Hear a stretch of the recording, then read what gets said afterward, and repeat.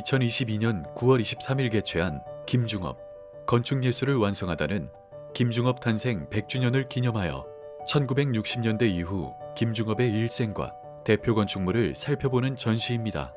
한국 근현대 건축을 대표하는 건축가 김중업은 1960년대부터 서양 모더니즘 건축에서 벗어나 자신만의 건축 세계를 펼쳐나갔습니다. 이 시기는 살아 움직이는 선의 아름다움의 조형 요소를 강조하였고, 그의 작품들에는 건축을 예술적으로 실천해 나가기 위해 끊임없이 고민한 흔적들이 담겨 있습니다. 김중업은 자신만의 신념과 의지로 독창적인 작품을 제작하였습니다. 그는 여러 예술가들과 교류하며 시대에 앞장서 건축을 예술적으로 실천해 나아간 건축가이며 지성인이었습니다. 첫 번째 전시실에서는 권민호 작가의 건축 드로잉 콜라주 작품 도면의 춤으로 시작합니다. 건축가 김중업이 주변 예술가들과 교류하며 자신의 건축 작품에 예술을 녹여냈던 것처럼 이번 전시에서는 미디어 작가와의 협업을 통해 김중업 도면을 바라보는 새로운 시각을 선사합니다. 드로잉 작업을 진행하는 권민호 작가는 도면 위에 빛과 움직임으로 해당 건축물의 사회, 정치, 지리적 맥락을 엮었습니다. 동시에 회화, 조각, 미디어 등 다양한 매체로 활동했던 예술가들의 생각과 작업을 도면의 춤에 담았습니다. 이번 전시는 총 6개의 주제로 이루어져 있으며 선을 이용한 김중업 건축의 특징과 한국 현대건축 시대를 이끌고 세계로 뻗어나갔던 그의 건축물을 시기별로 살펴볼 수 있습니다. 제1부 건축, 살아 움직이는 선은 김중업 건축에서 드러나는 요소인 선, 특히 곡선을 다루고 있습니다. 김중업은 한국 전통예술의 멋이 선에 있다고 생각했고 이를 자신의 건축에 적용시켰습니다. 제주대학교 본관은 곡선이 드러나는 대표 작품으로 예술적 완성도가 높아 해외에 더 많이 알려진 작품입니다. 이 건축 작품은 설계한 건물이 복합적인 기능을 담고 있어 각 구역마다 독립적으로 유지될 수 있도록 곡선의 경사로를 설치하여 다양한 접근로를 만든 것이 특징입니다. 당시의 기술로는 이러한 복합적인 조형을 시도하는 것 자체가 큰 도전이었던 만큼 의미 있는 건축 작품입니다. 그러나 해변가 근처에 위치하여 바닷바람과 습도 등에 의해 부식되었고 보존을 못한 채 많은 이들의 아쉬움 속에서 1995년 철거되었습니다. 곡선의 조형성을 살린 또 다른 건축 작품은 서산부인과입니다. 서산부인과는 세모난 대지 위에 위치했다는 약점에도 불구하고 조형적인 측면에서 다양한 변화가 가능한 곡선을 사용하여 독특하게 설계되었습니다. 무엇보다도 환자들을 빠르게 이송할 수 있도록 램프 구조를 만들어 기능적인 부분을 살렸습니다. 또한 램프 부분에 투명한 유리창을 사용하여 조형성을 극대화하였습니다. 제2부 건축, 시대를 이끌다에서는 1960년대 김중업이 설계한 대표적인 3개의 고층 빌딩을 다루고 있습니다. 도쿄호텔, 3.1빌딩, 그리고 안국빌딩은 당시 한국 경제의 성장과 도시개발을 보여주는 상징적인 건물입니다. 3.1빌딩은 김중업이 설계한 고층 오피스 건축 작품으로 1980년대 이전까지 국내에서 가장 높은 건물이었습니다. 이 건물은 건축가 미스 반데어 로에가 뉴욕에 설계한 시그램 빌딩과 유사하며 엄격한 비례와 높은 완성도로 한국 근대화를 상징합니다. 특히 3.1빌딩에 도입한 커튼월은 초고층 건물에 많이 사용되는 공법으로 건물 외부 벽면에 비교적 얇고 가벼운 판재를 설치하는 방식입니다. 김중업은 커튼월 구조를 통해 건물의 투명성을 강조하고 안과 밖의 공간 조화를 도모하였습니다. 현재 3.1빌딩은 리모델링 공사가 진행되어 원형의 모습을 볼 수 없지만 이번 전시에서 김중업이 설계한 3.1빌딩의 모습을 3D 영상과 모형으로 관람할 수 있습니다.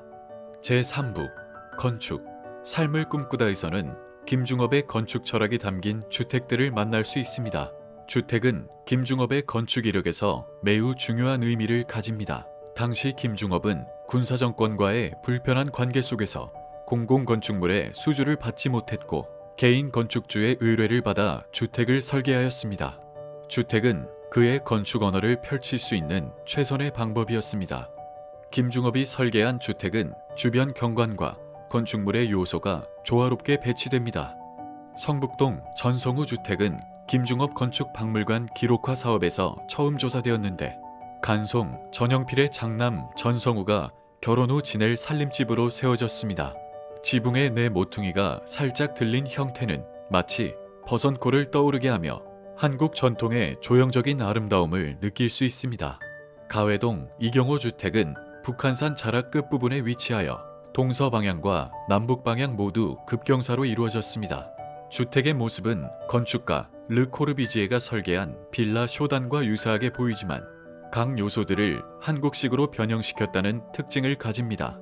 전시된 사진처럼 노출된 격자보의 모습은 한국 전통 건축의 석가래 형태를 변형시킨 것으로 보입니다.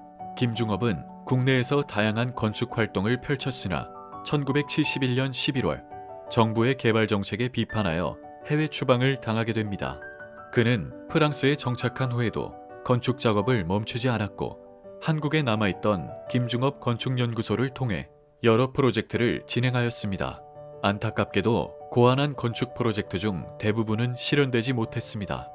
제4부 건축 세계로 나아가다는 해외에서 김중업이 설계한 건축 작품들의 도면과 사진을 살펴볼 수 있습니다.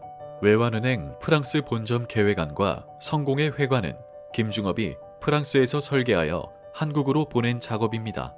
외환은행 본점 계획안은 쌍둥이 원통형 탑을 세우고 앞쪽에는 플라자, 뒤쪽에는 금구실과 강당을 배치하여 조형적인 안정감을 준 것이 특징이나 실제로 건립되지는 못하였습니다. 성공의 회관은 성공의 대성당과 덕수궁 사이에서 조화롭게 자리할 수 있도록 계획되었습니다. 그러나 현장에서 설계에 대한 즉각적인 대응이 어려워 원래 의도와 다른 방향으로 건립되었습니다. 한편 1970년대 한국 정부는 아프리카에 위치한 니제르를 외교적으로 끌어들이기 위해 도자기 공장 설립을 약속했습니다. 이때 니제르 정부는 김중업을 설계자로 요청하게 됩니다. 니제르 도자기 공장은 아치형의 구조가 돋보이는 건축작품입니다. 1971년 프랑스로 추방당한 김중업은 무국적자 신분이었지만 니제르 도자기 공장 설립을 계기로 한국 정부에 정식 여권을 신청할 수 있게 되었습니다. 민족 대성전은 미국 한인 목사의 제안을 받아 계획된 건축작품입니다. 세계 기독교인들이 모여 집회를 열고 남북이 통일된 후 다양하게 활용할 수 있는 건축 공간으로 설계되었습니다. 민족 대성전은 비록 건립되지 못했지만 김중업이 남긴 건축 스케치에는 종교의 이념을 넘어 세계를 아우를 수 있는 문화소통 공간이 되길 바란 그의 소망이 담겨 있습니다.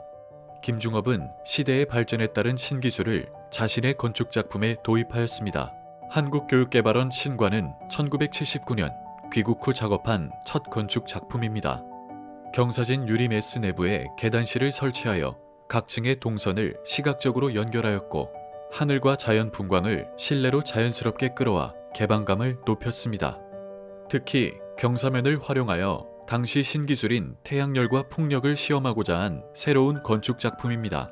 제5부 김중업 한국현대건축의 새겨지다는 한국현대건축의 시작점으로 평가받는 건축가 김중업의 건축사무소와 유작을 만날 수 있습니다. 김중업은 1979년 귀국하여 1988년 작고에 이르기까지 해외 생활을 경험으로 활발한 작품 세계를 펼쳤습니다. 김중업은 건강이 악화된 이후에도 뜻맞는 김중업 건축연구소 직원들과 함께 여러 작업을 이어나갔습니다. 김중업 건축연구소는 김중업을 중심으로 구성된 예술가 집합체의 공간입니다. 이 전시 공간은 김중업의 건축사 면허증과 1급 건축사 사무소 등록증 등을 통해 그의 건축 인생을 회고할 수 있습니다. 김중업은 대통령으로부터 훈장증을 수여받아 한국 현대건축 역사에 이바지한 공로를 인정받았습니다. 그는 누구보다 활발한 활동을 이어나갔지만 건강 악화로 건축 설계가 어려워졌습니다. 1984년 이후에는 김중업 건축연구소 출신 직원들이 건축작품을 설계하고 김중업이 보완하는 방식으로 운영되었습니다. 육군박물관은 당시 육군사관학교 교장이 김중업에게 의뢰했던 건축작품입니다. 이 작품의 설계를 담당한 김중업 건축연구소 곽재한 실장은 육사생도들이 대한민국을 지키는 중심이 되고 나아가 세계의 중심이 되라는 의미로 건축 개념을 잡고 그 안에 물을 담아 자신을 투영하라는 의미에서 만들었다고 회상하였습니다. 김중업은 자신이 스케치한 스테인드 글라스를 등장시켜 조형적인 아름다움을 강조했습니다. 육군박물관은 그 조형성과 건축 가치를 인정받아 2022년 한국건축가협회 무예 25년 건축상을 수상하였습니다. 1988년 건축된 서울올림픽 평화의 문은 건축가 김중업이 남기고 간 마지막 건축 작품입니다. 평화의 문은 육군박물관처럼 당시 김중업의 건강 상태가 좋지 않아 김중업 건축연구소 곽재한 실장이 맡아 완성하였습니다. 김중업은 평화의 문을 통해 이상을 향해 비상하고픈 인간의 의지를 간결한 조형적 표현으로 담아내었습니다. 평화의 문은 한국의 지붕선에서 착안되었고 백금남, 이승택 등 예술가들의 작품이 조화를 이루어 종합예술 작품으로 탄생하였습니다.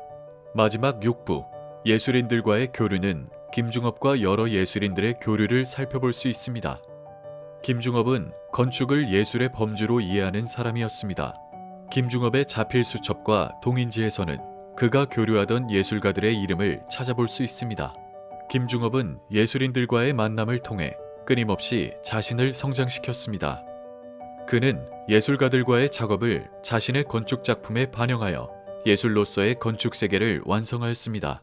김중업이 남기고 간 수많은 자필수첩에는 비디오 아트의 거장 백남준, 일본 유학 시절 건축 스승이었던 나카무라 준페이와의 만남을 비롯해 김치엽, 김환기, 조병화, 천경자, 박경리 등 다양한 문인과 예술가들의 이름이 남겨 있습니다. 이번 전시 어떠셨나요?